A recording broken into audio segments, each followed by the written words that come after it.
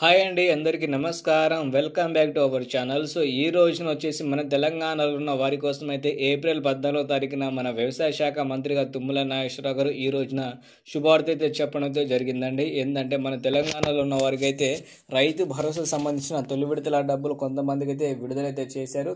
మరి కొంతమందికి అయితే అస్సలు అయితే డబ్బులు అయితే రావట్లేని ఇప్పటికే చాలా మంది అయితే బాధపడుతున్న వారికి అయితే ఈ రోజు ఏప్రిల్ 14వ తారీఖున మనకైతే గొప్ప శుభవార్త చెప్పారు. కాబట్టి సో మన తెలంగాణలో ఇప్పుడు మళ్ళొక్కసారి రైతు భరోసా సంబంధించిన డబ్బులు ఎంతమందికి అయితే వస్తుంది, అలాగే ఎన్ని ఎకరాలకు అయితే ముందుకైతే వచ్చే అవకాశం అయితే ఉంటుందని మనమైతే ఈ రోజు వీడియోలో అయితే తెలుసుకుందామండి.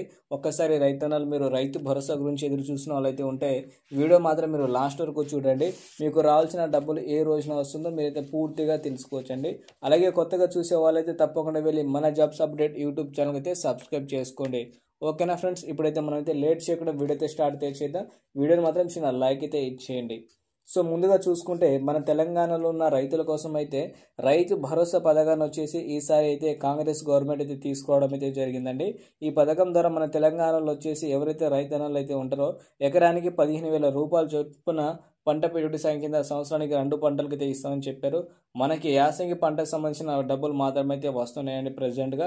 గతంలో చూసుకుంటే ఏదైతే వానాకాలం అయితే ఉందో వానాకాలం సీజన్ సంబంధించిన పంట రూపాయి కూడా ఒక్కటికైతే రాలేదండి ఆ పంట పెట్టుబడి సాయం కింద. కాంగ్రెస్ గవర్నమెంట్ పైన ఇప్పటికే చాలా మంది రైతులు అయితే మండిపడుతున్నారు. ఎందుకంటే హామీ ఇచ్చిన విధంగా మనకి ఏ రోజున డబ్బులు అయితే వస్తాయని అనుకున్నారు, కానీ ఏ రోజున కూడా వాళ్ళకైతే డబ్బులు అయితే రావట్లేదని ఇప్పటికే మండిపడుతున్నారండి.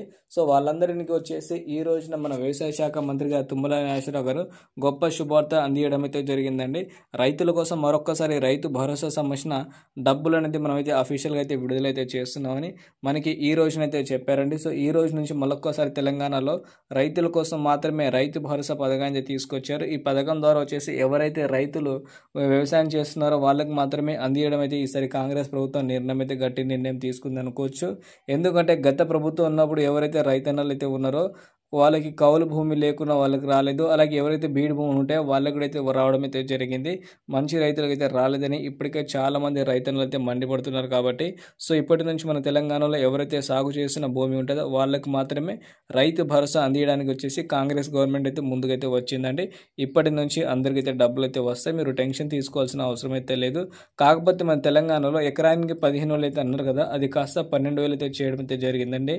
ఆర్థిక ఇబ్బందులు వచ్చేసి మన తెలంగాణలో అయితే ఉన్నాయి కాబట్టి దాని ద్వారా వచ్చేసి మనకైతే డబ్బులు అయితే తగ్గించామని ఈ రోజున చెప్పడం అయితే జరిగింది.